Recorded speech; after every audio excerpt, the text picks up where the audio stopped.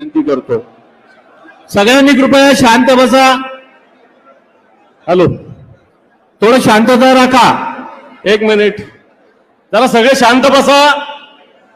माननीय उद्धवजी ठाकरे साहेबांचे इथं आगमन झालेले, आपण जोरदार घोषणा देऊन त्यांचं स्वागत करू. छत्रपती शिवाजी महाराज की. हा आवाज पुण्याचा शिवसेना प्रमुख मान्य बाळासाहेब ठाकरे यांचा, माननीय उद्धवजी ठाकरे यांचा, माननीय आदित्यजी ठाकरे यांचा. आता सगळ्यांनी शांत बसा. मला 10 मिनिटाचा वेळ दिलेला आहे, पण मी 2च मिनिटं बोलणार आहे. आणि मला आता वैभव वाघने असं सजेशन केलं की विधान परिषदेत जो डायलॉग म्हटला तोच इथं मनाने संपवून टाक भाषण. तो काही डायलॉग नव्हता वैभवजी, ती अशी इथून बेंबी पासून हृदयातून निघलेली होती. आणि मी अजूनही सांगतो की त्या विषयावर मी माफी मागितलेली नाही. मी दिलं ते दिलं, शिवसैनिक म्हणून दिलं, हे मी स्पष्टपणे सांगतो. कारण जे लोक शिवसेना भवनावर चालून यायची गोष्ट करतात त्यांचे बोट तोडलेच पाहिजे. गनिमत ते काम राहिलं, कारण ते सभागृहात होतं, सभागृहाच्या बाहेर असतं तर तेही काम झालं असतं 100%. आणि म्हणून हाती घेऊन मशाल रे पाप जाऊ खुशाल रे हा विषय. मग आपल्याला सगळ्यांना उद्धवजी ठाकरे साहेबांचं भाषण ऐकायचंय, त्यामुळं मला भले वेळ दिला असेल पण मी हा वेळ मुळीच घेत नाही.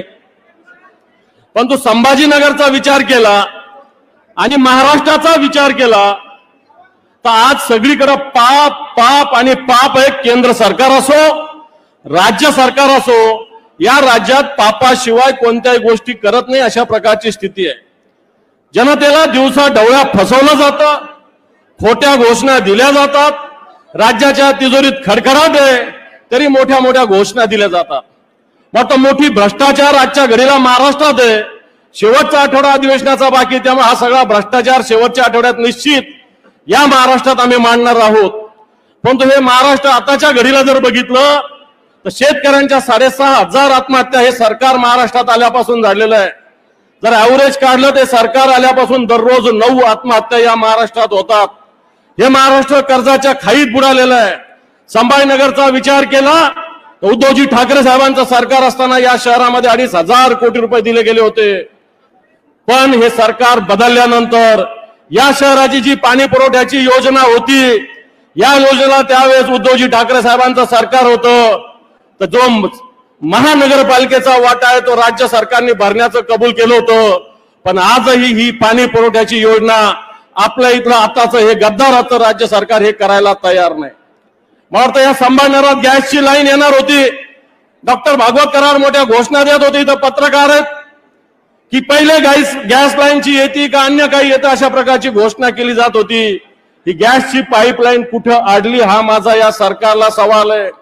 सफारी पार्क शिवसेनेच्या माध्यमातून होतं हे थांबलेलं. या शहराच्या अनेक योजना, या जिल्ह्याच्या अनेक विकासाच्या योजना या थांबलेल्या आहे. उद्धवजी ठाकरे साहेबांनी मराठवाडा वॉटर ग्रीडच्या रूपानं पैठण असेल, गंगापूर असेल, वैजापूर असेल या ठिकाणी जवळपास 1100-1200 कोटी रुपयाच्या योजना दिल्या होत्या.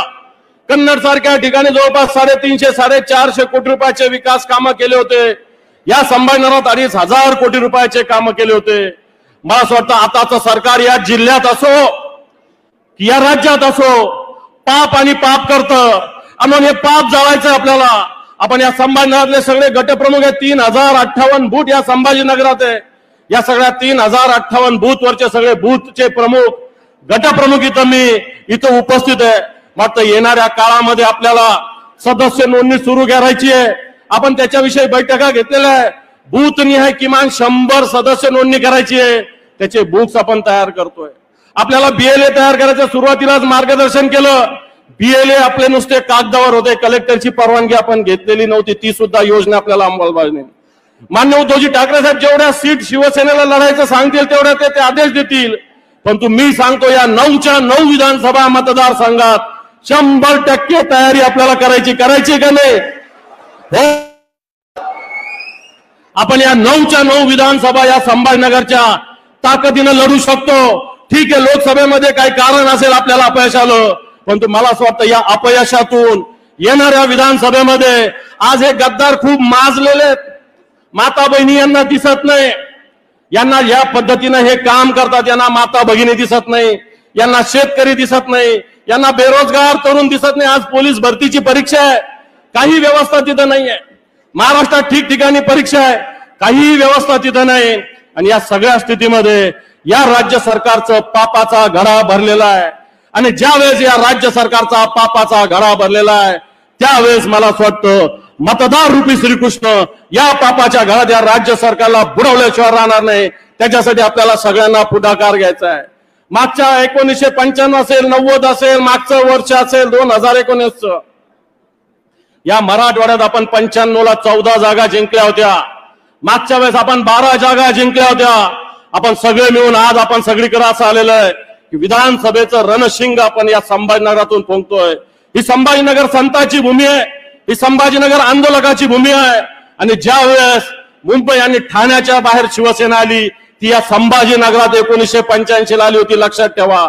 आणि म्हणून 1995 ला 14 जागा आपण हायस्ट जिंकल्या होत्या. मग आज उद्धवजी ठाकरे साहेब इथं येणाऱ्या विधानसभेत या 14 जागेचा आकडा हा मराठवाडा पार केल्याशिवाय राहणार नाही. आणि त्याच्यात सगळ्यात जास्त वाटा संभाजीनगरचा असेल अशा प्रकारचा संकल्प आज आपण केलेला शिवसंकल्प आपण करायचा आहे. हा संकल्प करत असताना आज अनेक लोक शिवसेनेत प्रवेश करतात. राजू शिंदे भारतीय जनता पार्टीचे जे उपमहापौर राहिलेले हे आज जवळपास भारतीय जनता पार्टीचे 5 नगरसेवक, भारतीय जनता पार्टीचे 5 नगरसेवक, एक जिल्हा परिषद सदस्य यांना सोबत घेऊन आणि भारतीय जनता पार्टीचे सगळे जिल्हा तालुका पदाधिकारी यांना घेऊन शिवसेनेत प्रवेश करतात. त्यानंतर सगळ्यात महत्वाचं अक्षय सुदामराव शिसोदे, अमर बाबासाहेब शिसोदे, भूषण काशीनाथराव शिसोदे हे पैठण तालुक्यातील, ज्यांनी या पैठण तालुक्यात सहकाराची मुहूर्तमेढ रोवलेली आहे. अनेक शिक्षण संस्था त्यांच्या आहेत. सुदामराव शिसोदे जे कारखान्याचे चेअरमन होते, त्यांचा कारखाना हे सांभाळत आलेले आहे. आणि हे अक्षय शिसोदे, अमर शिसोदे, भूषण शिसोदे पैठण तालुक्यातील एक मोठं प्रस्थ आहे, पैठण तालुक्यातील एक मोठी ताकद आहे. त्यांच्यासोबत सुद्धा मोठ्या संख्येनं कार्यकर्ते आज शिवसेनेत सहभागी होत आहेत. बीआरएसचे सुद्धा अशोकराव मातपुडे, सुधाकर चांदणे, आरपीआयचे अशोक गवळे, परमेश्वर दनके ही सुद्धा मंडळी आज या ठिकाणी शिवसेनेमध्ये प्रवेश करतायत.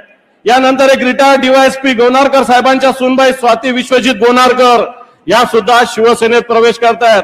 राष्ट्रवादी काँग्रेसचे काम करणारे अजितदादा पवारच्या गटाचे सरचिटणीस प्राध्यापक पंडित क्षीरसागर हे सुद्धा शिवसेनेत प्रवेश करणार आहे. त्याचप्रमाणे लोक जनशक्ती पार्टीचे विजयकुमार दाभाडे आणि त्यांचे सहकारी सुद्धा शिवसेनेत प्रवेश करणार आहे. अशोक बातपुरे, सुधाकर चांदणे यांचं नाव मी सांगितलेलं आहे. त्यानंतर आशिष सूर्यवंशी, दीपक सिसोदे हे सुद्धा प्रवेश करतायत.